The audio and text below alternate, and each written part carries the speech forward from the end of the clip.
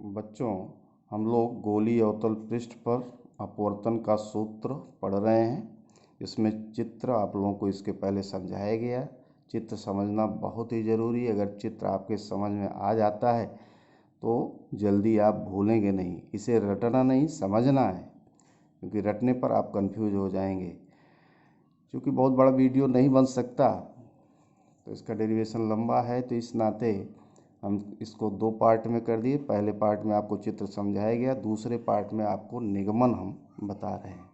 तो इसका निगमन, इस सूत्र का निगमन से हमें सूत्र प्राप्त होगा। तो सबसे पहले हम यहाँ पे थोड़ी ज्योमेट्री है उसे देखते हैं। त्रिभुज ओ सी ए, चित्र में देखें, त्रिभुज ओ सी ए। इस त्रिभुज का बहिष्कोण गामा है और अंतःकोण अल्फा और आई है।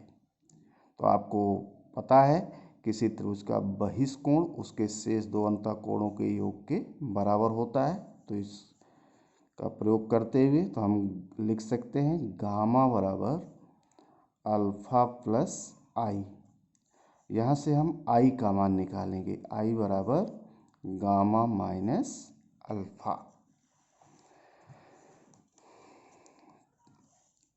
समीकरण एक। दूसरा त्रिभुज लेते हैं, त्रिभुज आई सी ए। त्रिभुज आई सी ए, इस त्रिभुज में देखें तो इसका भी बहिष्कोण गामा है और इसका अंतःकोण बीटा और आर है। तो यहाँ से हम लिख सकते हैं गामा बराबर बीटा प्लस आर। तो यहाँ से आर बराबर गामा माइनस बीटा। समीकरण दो। अब आई और आर आपतन कोण और अपवर्तन कोण हम लोगों ने निकाल लिया है। आगे हम स्नेल का नियम लगाएंगे। स्नेल के नियमानुसार sine I upon sine R बराबर n1 2। और अगर इनके निरपेक्ष अपवर्तनांक जैसा कि हमें मालूम है इस डेरिवेशन में, ये बराबर हो जाएगा n2 अपान n1। तिरछा गुणा कर देंगे तो हम लिख सकते हैं n1 sign I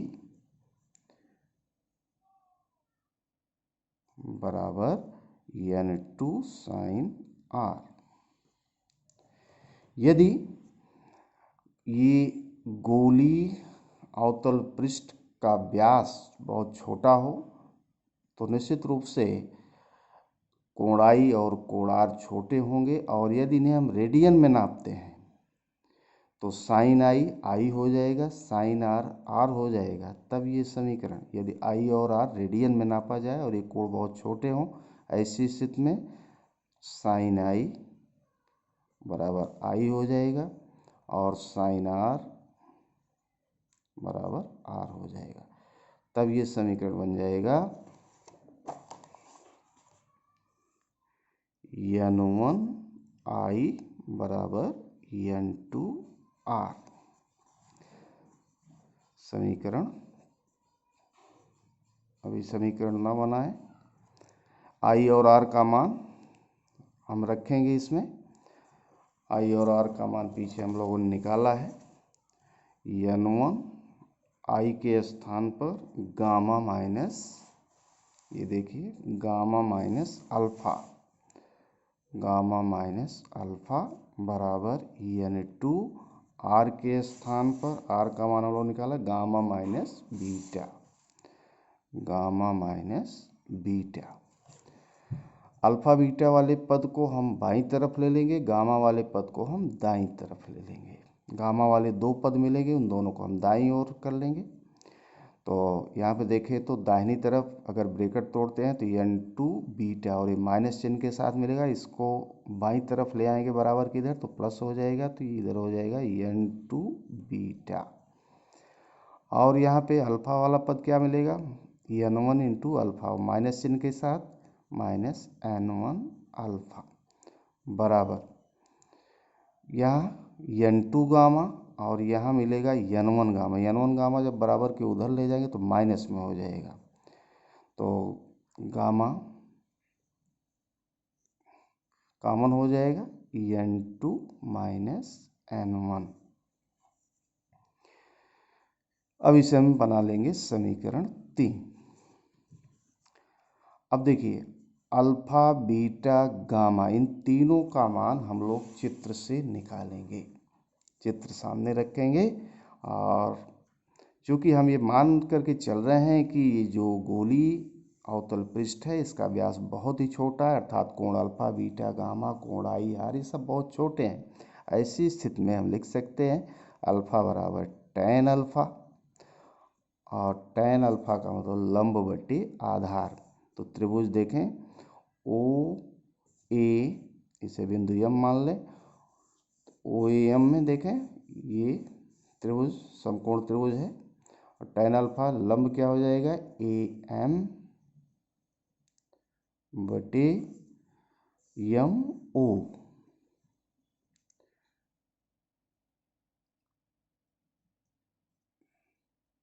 A M बटे एम ओ। ए एम का मान एच के बराबर, और यम चूँकि यम बिंदु पी के बहुत ही सन्निकट है तो यमो को हम पी ओ लिख सकते हैं। तो पी ओ की दूरी कितने के बराबर, यू के बराबर। क्योंकि ये बाईं तरफ है इस नाते माइनस चिन्ह के साथ, तो ये अल्फा बराबर क्या हो जाएगा एच अपान माइनस यू। इसी तरीके से बीटा का मान निकालेंगे। बीटा बराबर tan बीटा। tan बीटा इस समकोण त्रिभुज में देखें आई एम ए, इस समकोण त्रिभुज में tan बीटा लंब बटे आधार एच अपान, एच को पहले सीधे डायरेक्ट नहीं लिखेंगे बल्कि ए एम बटे एम आई, और ए एम का मान एच, एम आई को हम पी आई लिख सकते हैं। तो पी आई का मान कितने के बराबर, भी के बराबर। चूँकि बाईं तरफ है इस नाते माइनस चिन्ह के साथ एच अपान माइनस भी। इसी तरीके से गामा का मान निकालेंगे समकोण त्रिभुज से। गामा बराबर tan गामा, और ये हो जाएगा लंब बटे आधार ए एम बटे एम सी, और ए एम का मान एच। यम को यम से सी तक की दूरी नापने के लिए हम इसे पी से सी तक मान सकते हैं। तो इसका मान हो जाएगा आर, ये भी बाईं तरफ है इस नाते ये minus R. Alpha beta gamma तीनों के मान हम लोगों ने निकाल लिए। अब इन तीनों के मान समीकरण 3 में रखेंगे। ये हो जाएगा n2 बीटा का मान, बीटा का मान एच अपान माइनस भी, फिर माइनस n1 अल्फा, अल्फा का मान एच अपान माइनस यू बराबर gamma n2 minus n1, n2 minus n1, gamma का मान है एच अपान माइनस आर। इस समीकरण में देखें तो बाईं तरफ और दाईं तरफ सभी पदों में एच है ऊपर, तो एच हट जाएगा पूरे समीकरण से, और नीचे देखें सब में माइनस है तो माइनस भी हट जाएगा, तो बचेगा n2 अपान भी माइनस n1 अपान यू बराबर n2 माइनस n1 बटे आर। ये आपका सूत्र है। यदि आपको गोलीय अवतल पृष्ठ के बाईं ओर और दाईं ओर दोनों प्रकार के जो विरल और सघन माध्यम है उनके निरपेक्ष अपवर्तनांक पता हो तब आप इस सूत्र का प्रयोग करेंगे। n2 अपान भी माइनस n1 अपान यू बराबर n2 माइनस n1 बटे आर। और यदि प्रश्न में केवल सघन माध्यम का अपवर्तनांक विरल के सापेक्ष दिया है, जैसे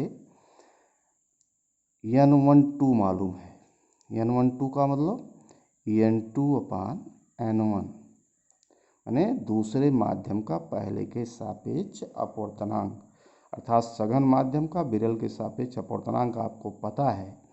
तो ऐसी स्थिति में मान लेते इसका मान n के बराबर है, n12 बराबर n2 अपान n1 बराबर n का माने सघन माध्यम का विरल के सापेक्ष अपवर्तनांक।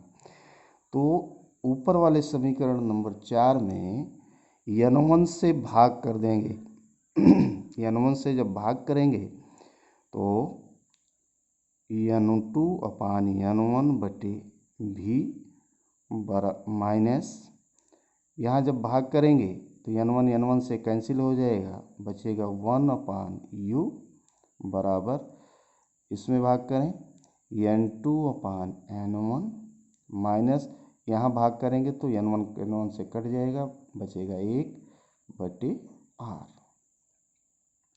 अब n2 अपान n1 क्या है, सघन माध्यम का विरल के सापेक्ष अपवर्तनांक, जिसे हम n माने हैं। तो n2 अपान n1 के स्थान पर n रखेगी, n अपान v माइनस 1 अपान u बराबर n2 अपान n1 के स्थान पे n माइनस 1 बटे r। ये भी आपका सूत्र, यदि आपको सघन माध्यम का विरल के सापेक्ष अपवर्तनांक पता है तो इस सूत्र का प्रयोग करेंगे। अगर दोनों माध्यमों का अलग अलग पता है तो ऊपर वाले सूत्र का समीकरण 4 का प्रयोग करेंगे। ध्यान देना बच्चों, इसमें जो हम समझाएं आपको निगमन में, ये केवल गणित हमने दिया है। तो जब आप डेरिवेशन करेंगे तो जो हमने शब्दों में बोला है उसे आप शब्दों में लिखेंगे, बीच बीच में लिखते जाएंगे।